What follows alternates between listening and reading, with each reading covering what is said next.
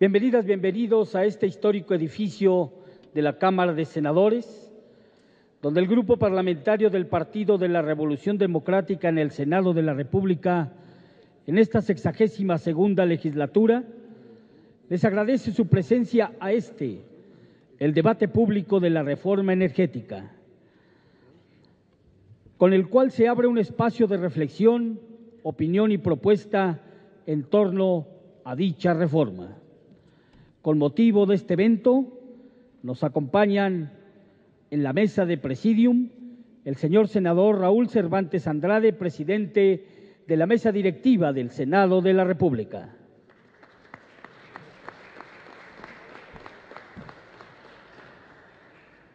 El senador Miguel Barbosa Huerta, coordinador del Grupo Parlamentario del Partido de la Revolución Democrática en el Senado y presidente del Instituto Belisario Domínguez.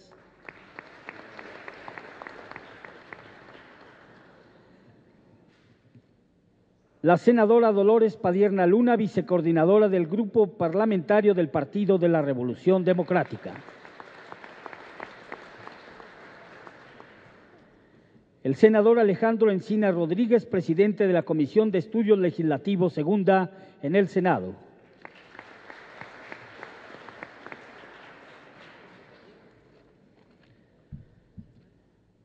Asimismo, señoras y señores, damos también la bienvenida a quienes nos honran con su presencia.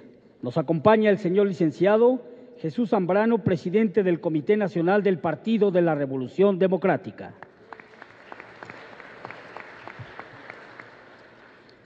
Damos también la bienvenida a nuestros distinguidos conferencistas en esta mesa.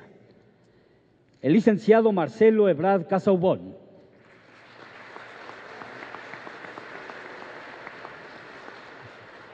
el licenciado Porfirio Muñoz Ledo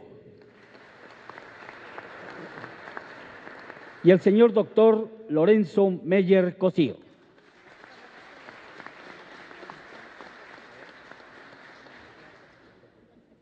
Agradecemos la presencia de senadoras, senadores, diputados federales, diputadas federales, legisladores, especialistas en el tema, invitados especiales y ciudadanas y ciudadanos interesados en este tema sobre la reforma energética.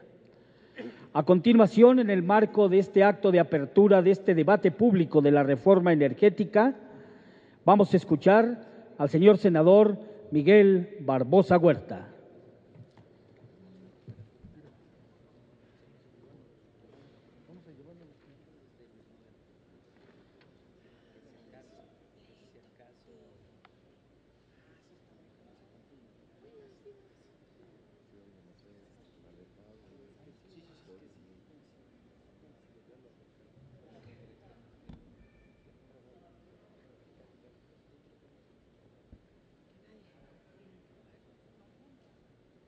Buenos días. Agradezco la presencia de todas y todos ustedes que asisten a este foro. Agradezco de manera muy destacada la participación como panelistas en la inauguración de estos eventos, la de el señor Lorenzo Meyer. Gracias, señor Lorenzo Meyer, por su participación. La participación del licenciado Porfirio Muñoz Ledo, figura emblemática en la política nacional y en la izquierda de México. Gracias, licenciado Muñoz Ledo. La participación del licenciado Marcelo Ebrard Casaubon, ex jefe de gobierno y desde luego figura política central en estos y muchos otros temas. Agradezco la presencia del presidente del Senado. Valoro esta cortesía parlamentaria del senador Raúl Cervantes con su presencia en este acto inaugural. Gracias, senador. Y de manera muy especial la presencia de nuestro presidente nacional del Partido de la Revolución Democrática del señor Jesús Zambrano Grijalva. Gracias, presidente, por tu presencia acá en esta mañana. Sin duda que es importante que nos reunamos en este día tan significativo para el Senado de la República. 7 de octubre, 100 años del asesinato de Belisario Domínguez por el golpista, dictador y asesino Victoriano Huerta. Para el Senado de la República esta fecha es muy importante porque significa la participación en un evento en el que se rememora la valentía, la defensa, a decir la verdad, la defensa a los valores de la República, la defensa a la democracia. Por eso es importante. Y eso enmarca más la inauguración de estos foros.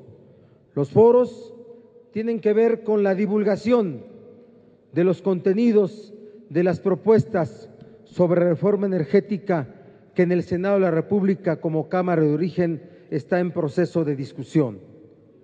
La izquierda mexicana ha planteado de manera muy clara su propuesta sobre reforma energética. Estamos en contra de toda reforma constitucional a los artículos 25, 27 y 28.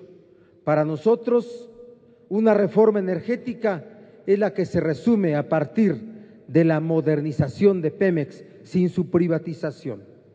Así es que estos foros, estos paneles, estas ponencias de políticos, de expertos, de conocedores del asunto del petróleo ayudarán a la sociedad para que forme una opinión más completa sobre este asunto tan importante. Las acciones que la izquierda va a plantear, va a llevar a cabo, están a la vista y han sido del conocimiento de todos ustedes. Y estos foros sin duda abrirán un espacio de diálogo, un espacio de discusión, un espacio de aportar mejores elementos para que podamos alcanzar el mejor producto legislativo que tenga el Congreso mexicano.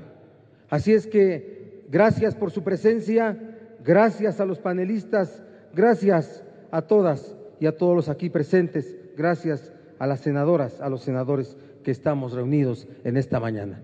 Bienvenidos y que estos foros sean un éxito por el bien de México, por el bien de nuestra sociedad. Muchas gracias.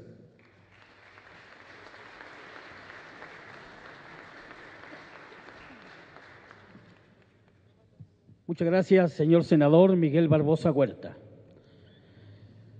A continuación, invitamos a hacer uso de la palabra al señor senador Raúl Cervantes Andrade, presidente de la mesa directiva del Senado de la República.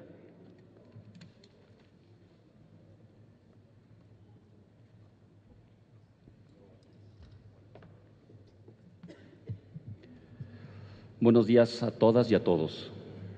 No repetiré nombres, bienvenidos todos. Muy especial a mi amigo Marcelo Ebrard, me da mucho gusto verlo aquí, al presidente del Partido de la Revolución Democrática, a todos y cada uno de los panelistas. Bienvenidos a este lugar, este edificio de este patrimonio del Senado de la República, un lugar tan bello en el que no solo este tema, sino otros más, se han manejado debates públicos, inauguraciones, reflexiones. Siempre debe de expresar el Senado de la República su apertura a escuchar, uno de los elementos principales de ser legislador, y mucho más cuando es la casa de las entidades federativas del federalismo mexicano, es el saber escuchar.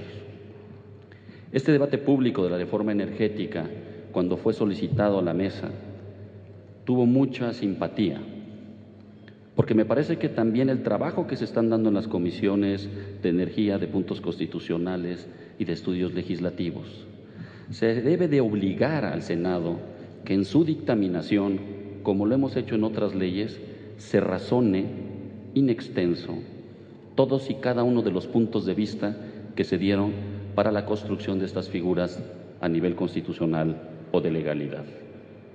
Yo no puedo ni debo pronunciarme en el tema. Represento a todas las senadoras y a todos los senadores de la República. Es en las comisiones en donde se debe de dar el debate intenso y empieza con estos debates públicos en cara a la nación, en cara a la ciudadanía, cuáles son las diferentes posturas de las tres iniciativas energéticas que existen. 2 constitucionales y una de legalidad. Todas con figuras que se relacionan con o sin reforma, con coincidencias y con divergencias. Pondré de testigo aquí al senador Alejandro Encinas que esa fue la conducta de su servidor, de la Comisión de Puntos Constitucionales y de todas las comisiones que dictaminaron en conjunto reformas constitucionales el año pasado. Estamos obligados como Senado a generar dictámenes mucho más profesionales, con razonamientos más técnicos y con razonamientos políticos puntuales, que direccionen el criterio tanto de su aplicación de la norma como la interpretación jurisdiccional. Celebro el nivel de los panelistas. Invito a las comisiones que tienen estas iniciativas que también tomen en cuenta estos puntos de vista, que sean elementos que se incorporen en la racionalidad de la dictaminación y que sean reflejo en el escrito del dictamen para poder llegar a un mejor estadio en el sector energético en nuestro país. Les auguro mucho éxito, sean bienvenidos todos y todas al Senado de la República y que siga esta conducta en este año y en los subsecuentes de que escuchamos, pero que escuchamos para razonar. Mil gracias, buen día.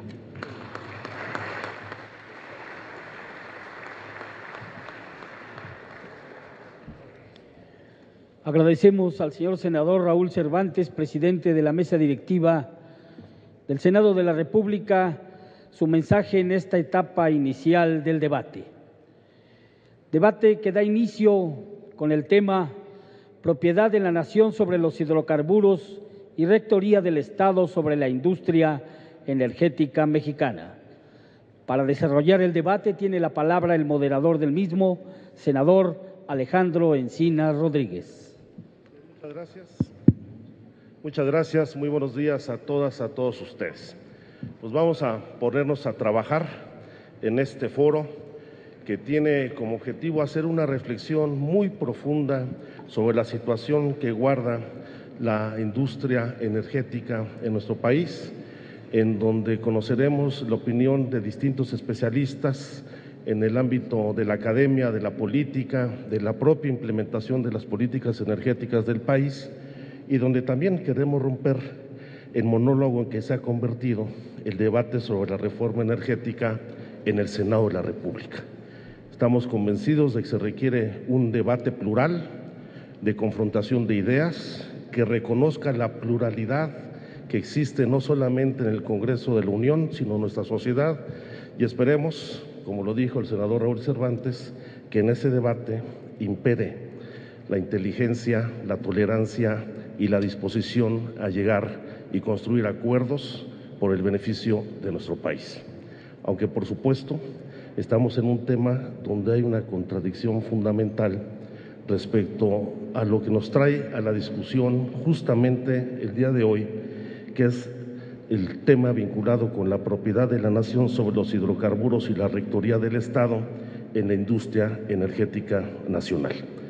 Y para ello contamos con un panel de primer nivel, con 3 personalidades que por sí mismas dan realce a este evento y que estoy convencido harán grandes aportaciones al debate que llevamos a cabo en este país. Nos acompañarán, como ya se ha señalado, y en este orden harán sus presentaciones, el doctor Lorenzo Meyer Cosío, profesor emérito del Colegio de México, uno de los más importantes historiadores de nuestro país, una persona que tiene un peso muy significativo en los medios de comunicación, que no requiere de mayor presentación.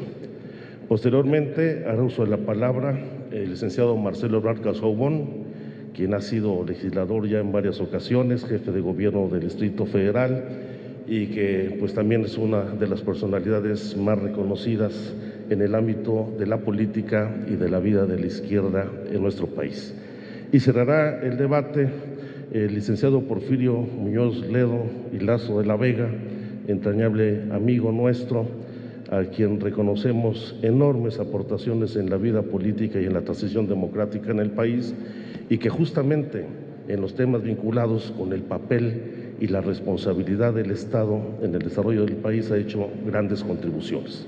Entonces, sin más, le pediríamos al doctor Lorenzo Meyer nos hiciera el favor de darnos a conocer su mensaje.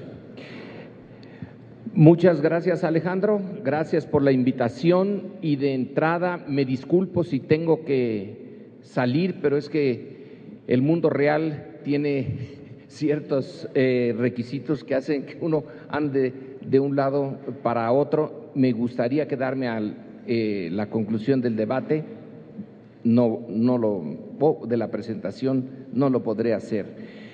Parto de este principio, no creo que en una reunión como estas ni en la SEDEM vayamos a cambiar nada de lo que ya se decidió. Ya está decidido quienes van a tomar, quienes tienen formalmente la última palabra en torno a lo que se va a hacer con la legislación petrolera.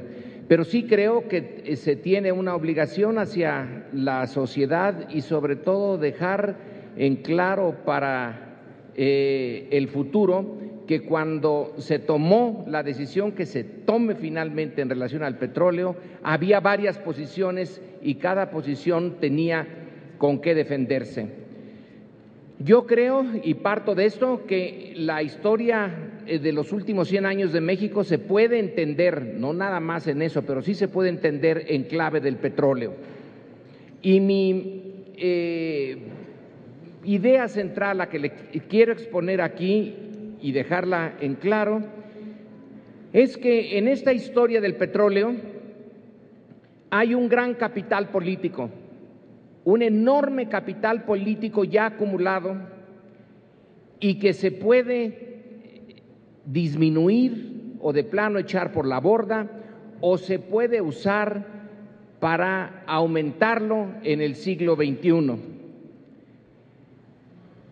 Mi primer punto sería que cuando, y lo voy a hacer desde la perspectiva histórica, es la única que conozco, no soy especialista en economía petrolera y no me voy a meter en eso para nada, es que cuando se dejó la propiedad de los hidrocarburos al propietario de la superficie, o sea, lo que estaba abajo, que era del Estado, se le dejó a los particulares, y que no es muy distinto de lo que se está pensando hacer ahora, se hizo probablemente, si lo pensamos con buena fe, se hizo por ignorancia, pero como quiera que sea, la bandera con la cual se dio el petróleo al sector privado a fines del siglo XIX y principios del siglo XX se hizo con el fin de, se dijo, atraer el capital externo que tuviera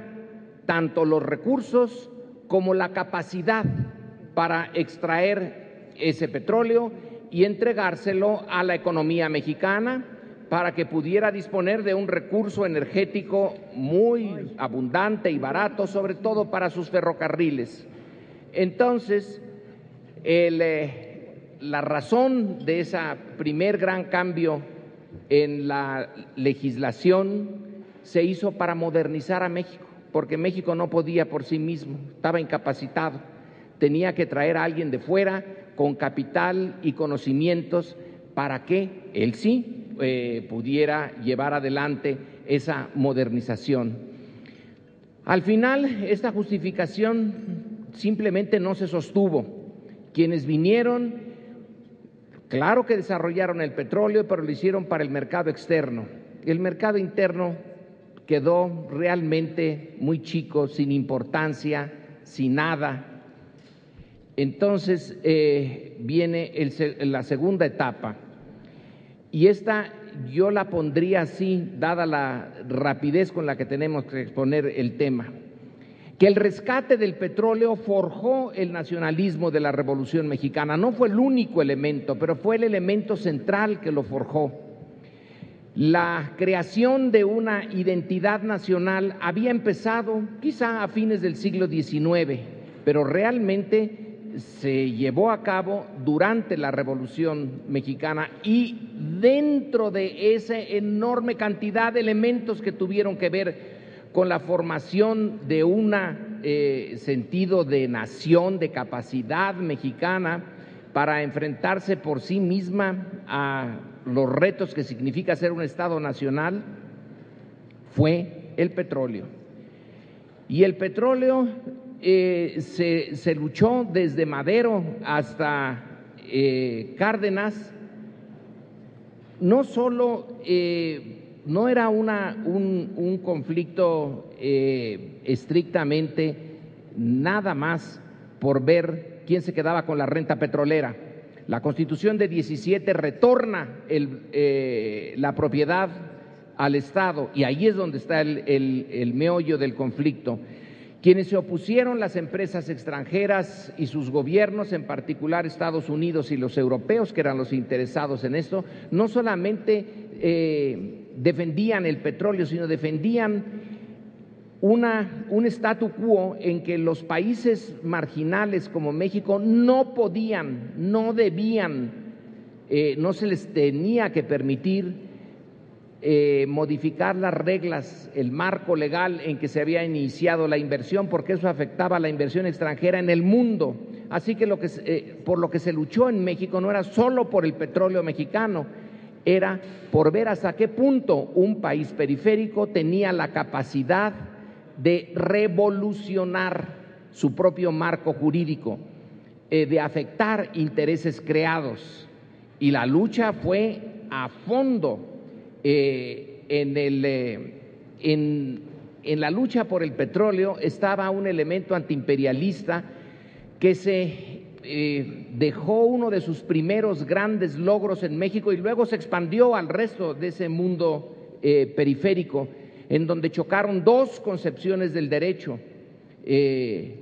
La debilidad mexicana hizo que tardara 21 años en ponerse en práctica lo que la Constitución había propuesto, pero se puso en práctica.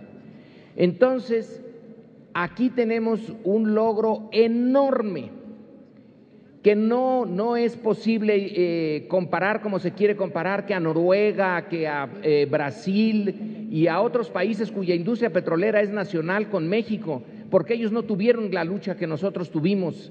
Esta fue una lucha única, fue la primera, y en ese sentido es donde creó un gran capital político de identidad entre nación y petróleo. Y el segundo punto en donde esta identidad se creó, no nada más en arrancarle a la empresa extranjera de las grandes potencias, Inglaterra básicamente y Estados Unidos, aunque Holanda entraba también por ahí. El segundo punto arranca después de 38. Ese 38 es quizá el momento culminante, pero no es necesariamente el más importante. A mi juicio, el siguiente es básico para entender lo que ha pasado y lo que va a pasar. Es la capacidad que tuvo México de no ahogarse en su petróleo, porque cuando las empresas petroleras salieron en 38, una de las declaraciones que hizo uno de sus representantes fue: bueno, ahí está su petróleo, ahóguense, porque no van a poder con él, no van a poder organizar, llevar a cabo la exploración, explotación y transformación del petróleo, no tienen esa capacidad. Sí se tuvo, costó, se tuvo mucho que luchar de mil maneras, pero se tuvo. Y entonces ahí está la esencia también de mantener a la industria petrolera como mexicana. No es nada más un tema económico, yo no lo veo siquiera como el principal. El principal tema es político, es la capacidad que los mexicanos demostraron en un momento crítico, cuando pudieron arrancarle el control de la industria petrolera a los intereses externos, es el de poder mantenerlos ellos, los mexicanos de entonces, con las capacidades y las limitaciones que tenían, crear Pemex y mantenerlo vivo y tener un éxito. El tercer punto importante es que no se pensó en el mercado externo ya. México dedicó su petróleo a lo interno, como uno de los recursos muy escasos energéticos que tenía y que sigue teniendo. Entonces, la necesidad de mantener bajo control mexicano la industria petrolera viene de ese reto inicial que nos hicieron. Ustedes no pueden, y sí se pudo. Y se pudo para propósitos estrictamente internos. Pero leer en clave petrolera la historia mexicana del último siglo también requiere que leamos la parte negativa. La industria petrolera por un buen tiempo se convirtió en la espina dorsal de la industrialización mexicana. El llamado milagro mexicano de los años 50 y 60 y hasta principios de los 70 no se entiende sin una industria petrolera dedicada a dar el combustible y subsidiar al resto de la economía mexicana.